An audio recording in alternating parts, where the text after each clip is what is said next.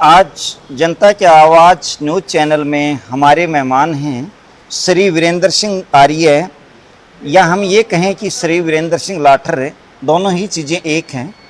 लाठर साहब का जो है एक सामाजिक कार्यकर्ता हैं और पूरा राज्य कॉलेजियम जो आर्य प्रतिनिधि सभा थी उसके जो है कार्यकर्ता रहे हैं, उसके पदाधिकारी रहे हैं और वर्तमान में वेद प्रचार सभा के कोषाध्यक्ष भी हैं।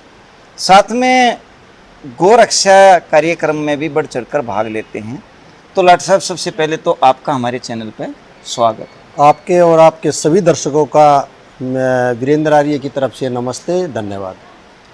लाठर साहब, आज हम चर्चा करें, उसमें सबसे पहला सवाल मेरा जो है वो ये है कि देश की आज़ादी में, देश को बनाने में, और एक समय हम ये कहें कि आर्य समाज जो था वो हमारा एक ऐसा अंग था जिसको समाज से भिन्न नहीं किया जा सकता था, लेकिन धीरे धीरे आर्य समाज जो है लुप्त होता चला गया।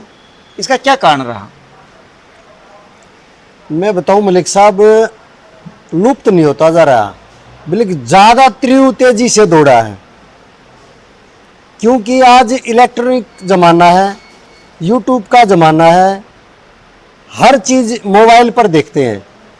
वो समय चला गया जो गांव में जाते थे, भजनी और ढोलकी बजाते थे और इकट्ठे हो जाते थे, उसमें तो सीमित लोग देखते थे, 150।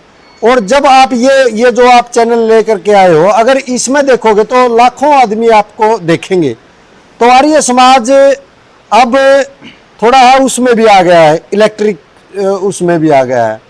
तो उसमें हमारे कम से कम इतने आचार्य जी लगे हुए हैं, इतने सामाजिक कार्यकर्ता आर्य समाज के लगे हुए बेशुमार, जो आप अगर इस पर देखोगे मोबाइल पर, यूट्यूब पर, फेसबुक पर, इंस्टाग्राम पर, तो बेमार है जमा, शुमार है जमा, बहुत ज़्यादा।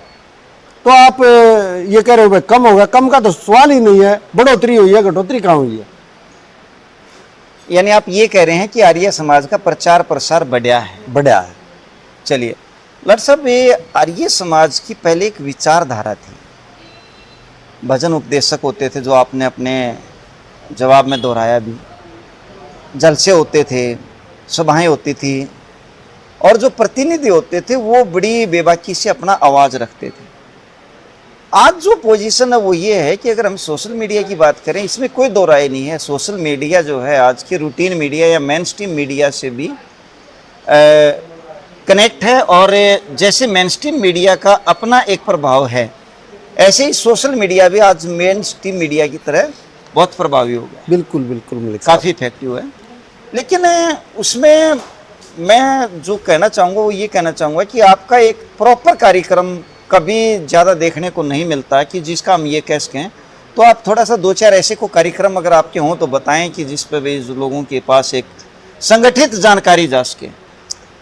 देखो मैं बताऊं मलिक साहब, पूरे देश में हमारी बेटियों को पेट में गर्भ में मारा जाता था।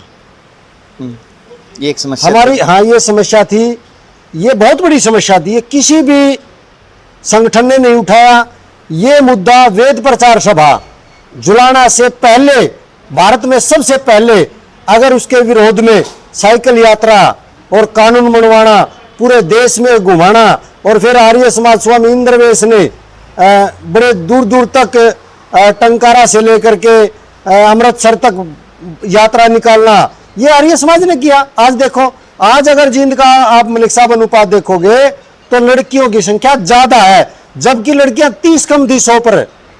तो ये ऋषि दयानंद की देन है, ये आर्य समाज की देन है। अच्छा, फिर रही शराबबंदी, चौधरी बंसीलाल के टाइम में, आप बताओ, आपको भी याद होगा, सारे अगर चौराहों पर अगर वो क्या बोलते थे, घाघरे अगर टांगे थे तो आर्य समाज ने टांगे थे। सबसे ज्यादा अगर शराबबंदी लागू करवाई और सरकार को भी उसमें मैनिफेस्टो में ले, अगर आप मानोगे तो शराबबंदी आपने करनी पड़ी। चौधरी बंसीलाल ने करी, लेकिन दुर्भाग्य से उन्हीं के ही आदमी बेचने लगे और आर्य समाज को थोड़ा साइड कर दिया। तो इसलिए आर्य समाज की वहाँ अनदेखी की तो आर्य समाज पीछे हट गया। तो ये बात रही। आर्य समाज तो हर बार काम करता है,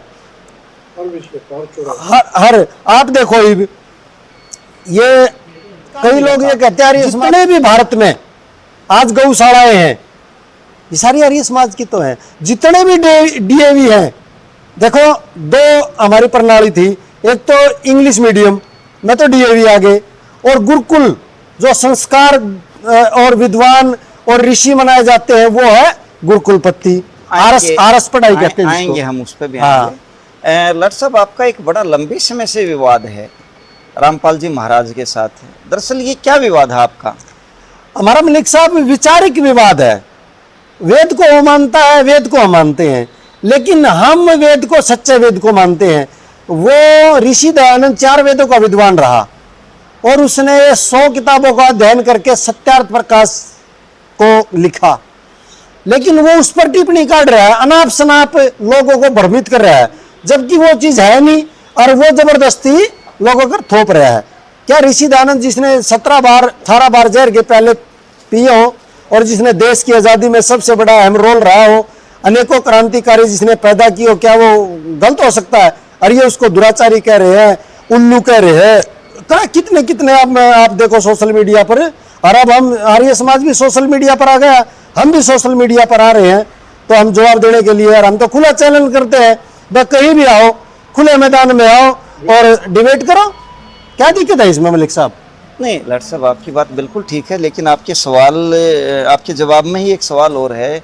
आप कह रहे हैं कि आर्य समाज भी आयुर्वेद मतलब वेदों का प्रचार कर रहा है और रामपाल जी महाराज भी वेदों का प्रचार कर रहे हैं, तो दोनों ही जब वेदों पे हैं तो फिर तो भिन्नता होनी नहीं चाहिए और टकराव नहीं होना चाहिए। ये बिल्कुल आपने सही पूछा। देखो वेद यजुर्वेद में लिखता है, वेद लिखता है न तस्य प्रतिमा अस्ति, परमात्मा की कोई धरती पर तस्वीर हो ही नहीं सकती। परमात्मा किसी कोख से जन्म नहीं लेता, परमात्मा के कोई औलाद नहीं होती, परमात्मा के कोई भी मरता नहीं, परमात्मा अजर अमर अभय नित्य है, वो कभी जन्म नहीं लेता। और ये नुकर है मैं भगवान हूं, तो ये भगवान कैसे हो गया बताओ मलिक साहब?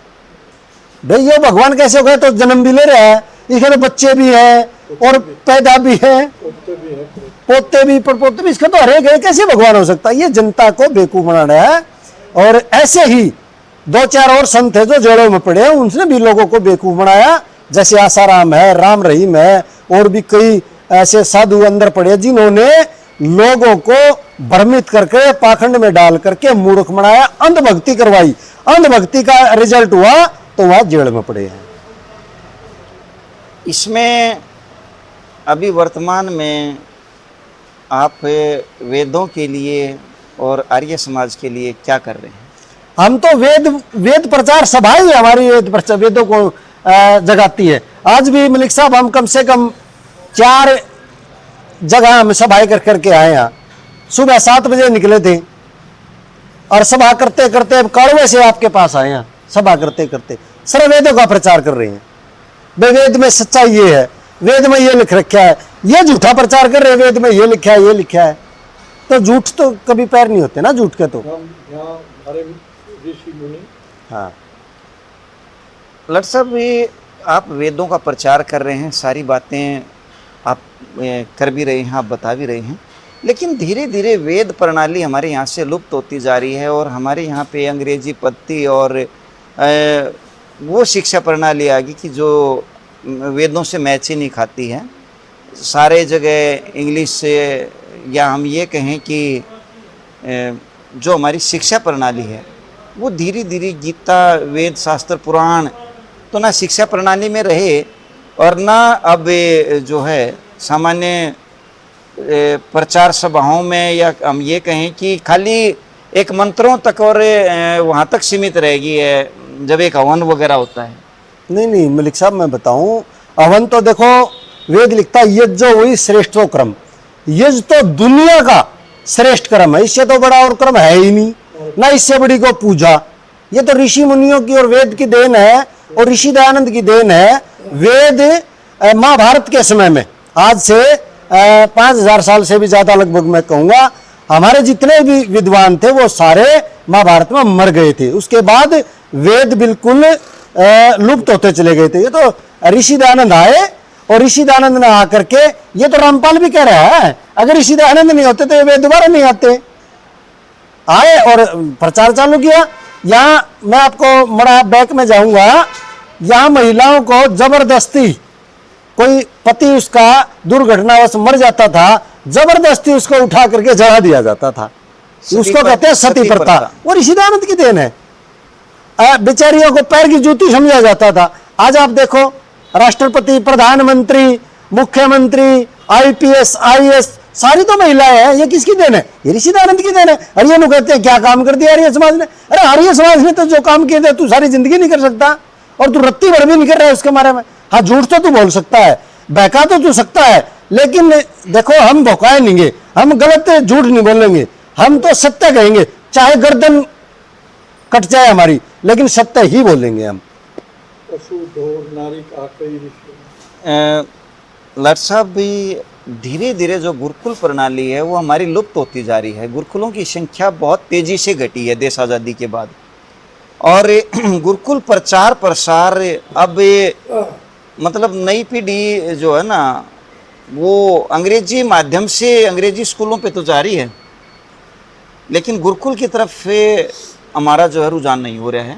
हाँ, तो इसके लिए आर्य समाज क्या कर रहा है और आप क्या कहना चाहेंगे? हाँ देखो, मैं बिल्कुल मलिक साहब ये सही है। अब थोड़ा गुरुकुलों में बदलाव आया है। देखो, हर 20-30 साल बाद कुछ ना कुछ तो थोड़ा नई जनरेशन होती है पैदा, उसमें बदलाव आता है। इंसान में ही बदलाव आता है और बच्चों में ही बदलाव आता है। लेकिन गुरुकुल आप ये कह रहे हो भाई कम होते जा रहे हैं। आज गुरुकुलों को भी थोड़ा मॉडलिंग किया जा रहा है, थोड़ा ज़्यादा नहीं। और लेकिन आरएस जो पढ़ाई है उसको भी पढ़ाया जा रहा है, और उसको भी, जैसे आप देखोगे डीएवी हमारे, डीएवी सबसे टॉप के हैं हमारे, इनके आगे सारे नीचे हैं।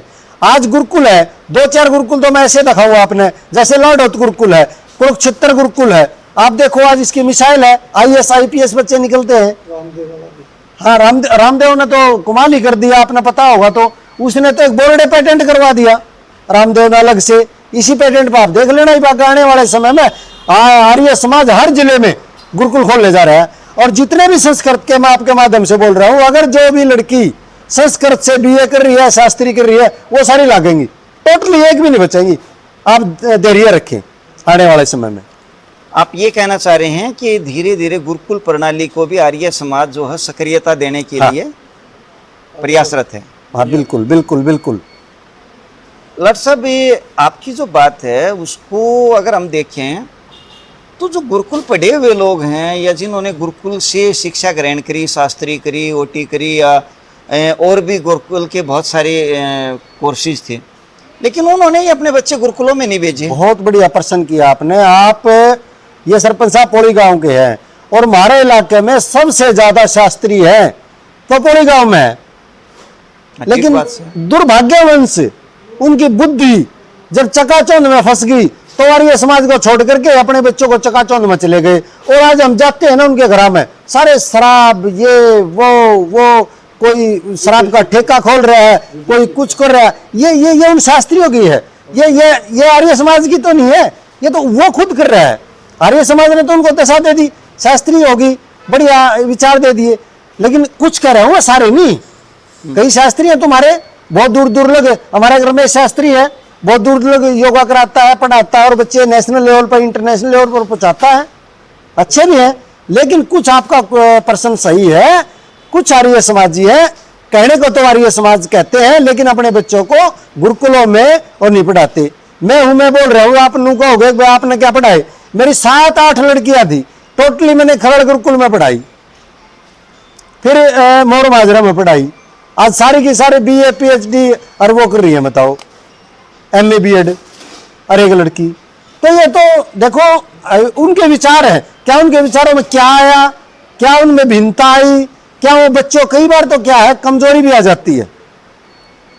कमजोरी क्यों? मलिक साहब, मैं आर्य समाजी हूं, मेरी घराड़ी पाखंडी है, कई बार कंप्रोमाइज भी करना पड़ जाता है। मैं क्या करे, वो अगर उसको छोड़ेगा तो घर उजड़ेगा, तो उन्होंने सोच लेता चलो जैसे ये बोल रही है वैसे करते हैं। हाँ, अभी वर्तमान में लाट साहब आयुर्वेद जो है पद्धति दोबारा थोड़ी थोड़ी जागृत हुई है। बीच में तो एलोपैथ पर बहुत ज़्यादा लोग आगे थे, आर्य समाज की क्या भागीदारी है इसमें वर्तमान में, और आप क्या करना चाह रहे हैं आयुर्वेद को लेकर के? आयुर्वेद को तो सिर्फ आर्य समाज ने दोबारा जिंदा कराया है। हमारा आचार्य करमवीर जी हैं जो वहाँ यूपी में है, हमारे रामदेव जी हैं, और कई ऐसे सन्यासी हैं जिन्होंने शोध कर करके अच्छी दवाई बनाई, और वो दवाई सबसे ज्यादा बिक्री है, उसका रिजल्ट आ रहा है। कैंसर में रिजल्ट आ रहा है, शुगर में रिजल्ट आ रहा है, हर चीज में उसका रिजल्ट आ रहा है। दोबारा से ही लोग आयुर्वेद पे आना शुरू हो गए। मलिक साहब, अगर ये रामदेव जी महाराज की मैं बात करूं, चर्चा तो ये खैर सवाल उनसे बनता है, हम उनसे करेंगे, कोई बात नहीं। लेकिन उनका और इंडियन मेडिकल एसोसिएशन का तो कई चीजों में बड़ा सक्रिय विवाद है जो आप मीडिया में देख भी रहे हैं। तो क्या रीजन है फिर ये आयुर्वेद को इंडियन मेडिकल एसोसिएशन क्यों नहीं मान्यता दे रहा फिर?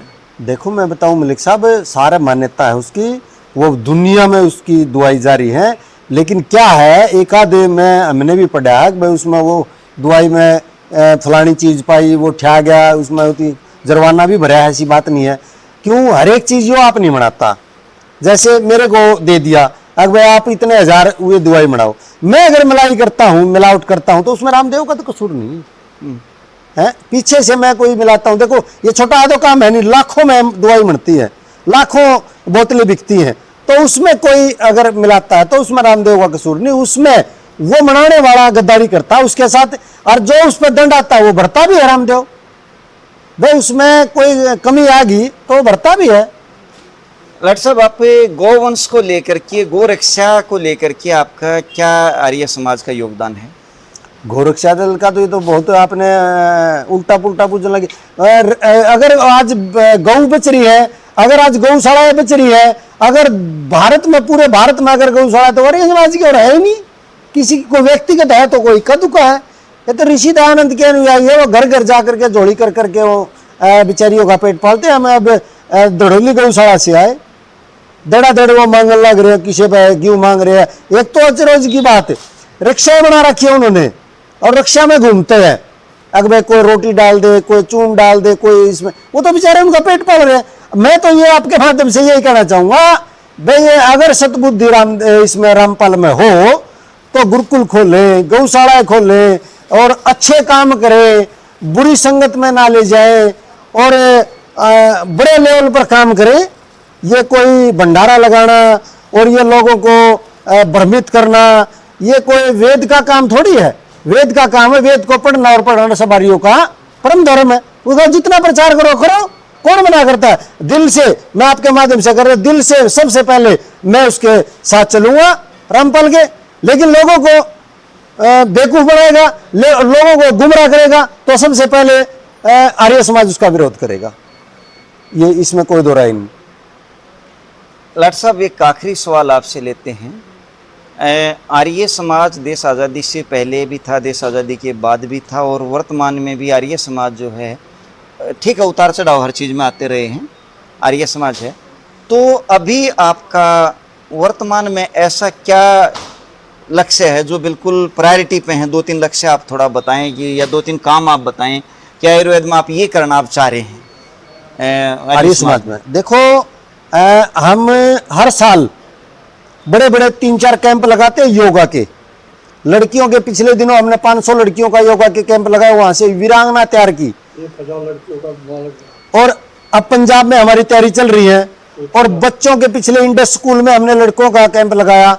योगा के माध्यम से हमारे बच्चे, मैं आपको उदाहरण दूं, कई साथी हमारे इसमें मॉरिशस में, कुवैत में कई गोल्ड मेडलिस्ट हैं जो मैं बताऊं आपको। और वो कैसे बच्चे हैं, आप अगर को मैं आपको बाइट दिखाऊं तो वो बच्चे हैं किसी मजदूर के बच्चे हैं, मतलब मिस्त्री के बच्चे हैं, जो आज हम उनके घर में जाते हैं और नमस्ते करते हैं तो वो सारा परिवार हमारे पैरों में पड़ जाता है। अगर जी आपके अगर गुरुकुल में और आपके अगर आर्य समाज में मेरा लड़का नहीं जाता तो आज बर्बाद हो जाता। किले थे नहीं, कोई और इनकम का साधन था नहीं। वो मलिक साहब कम से कम 1.5-2 लाख रुपये कुवैत में लेते हैं हमारे साथी, और 7 बार गोल्ड मेडलिस्ट है। बताओ ये काम हमने करने लग रहे हैं। और लड़कियां वीरांगनाएं हैं, सारी उनको वेदों की तरफ ले जाने लग रहे हैं और इंटरनेशनल लेवल पे है। और आज हमने वहाँ पिछले साल हमने नीरा आर्या का आपने नाम सुना होगा। नीरा आर्या सुभाष चंद्र बोस की वो जासूस थी, जो सबसे पहले भारत की पहली महिला थी, जिसने बम और गोले अपने दामन में वो छुपा करके बट आगे थे उसका वो पहचाती, जिसने अपना पति की भी आहुति कर दी थी। अगर कोई देश पहले है पति बाद में, ऐसी ऐसी वीरांगनाओं के गुरुकुल बनाने लग रहे हैं हम, बताओ, और संस्थाएं तैयार करने लग रहे हैं। जहां भी हमने नू दिखा है इस गांव में, अब हम शामलों में, नंदगढ़ में और बिरौली में नए तरीके से हम आर्य समाज की फिर दोबारा से पौध को जीवित करेंगे। देखो ये काम वैसे देखा जाए तो हमारा नहीं है, हमारा तो सन्यासियों के साथ वो है। मैं आपके माध्यम से एक और कहना चाहता हूँ, हमारे सन्यासी मठाधीश बने बैठे हैं, बेसंग हमारे आर्य समाज की काली माने क्यों? ऋषि दयानंद तो सबका है, हो सकता है हर एक चीज से हमारी भिन्नता है, चलो ठीक है भाई, संगठन में तू अलग काम करता है, मैं अलग करता हूँ, विचारों में भिन्नता हो सकती, लेकिन कोई ऋषि दयानंद को, मेरे ऋषि दयानंद को अगर कोई गाली दे, और मठाधीश बने बैठे हमारे आर्य समाज जी बड़े बड़े स्वामी, और वो मतलब आंख मूंछ के वो देखे नजारा और उसकी बेइज्जती हो हमारे ऋषि दयानंद की, ये हमसे बर्दाश्त नहीं होती। उन्हें बोलना चाहिए, उन्हें आवाज उठानी चाहिए, आवाज नहीं उठाते तो लाइक करें, लाइक नहीं कर सकते शेयर करें, शेयर नहीं कर सकते तो वो चुप रहे। तो मैं ये आर्य समाजियों को बताना चाहता हूं, मैं कम से कम अपनी आवाज उन्होंने उठानी चाहिए बेबाकी से। अब लोग लग रहे हैं। हाँ, ये वीरेंद्र लाठर जी थे हमारे बीच में, जिनसे हमने तरह तरह के सवाल किए। कुछ सवाल तीखे थे, और आर्य समाज की सदा से एक प्रणाली रही है बेबाक जवाब देना, और बेबाक तरीके से इनका अपना एक अंदाज होता है, घुमा फिरा करके लाग लपेट करके कभी भी आर्य समाज के जो प्रचारक होते हैं या पदाधिकारी होते हैं कभी किसी चीज़ का जवाब नहीं देते। हम दुआ करते हैं कि वीरेंद्र लाठर जी आर्य समाज के लिए काम करते रहें, राष्ट्र निर्माण में अपना योगदान देते रहें। इसी के साथ आज का जो है पॉडकास्ट यहीं पूर्ण करते हैं। मिलते हैं अगले प्रोग्राम में किसी नई शख्सियत के साथ। जय हिंद, जय भारत।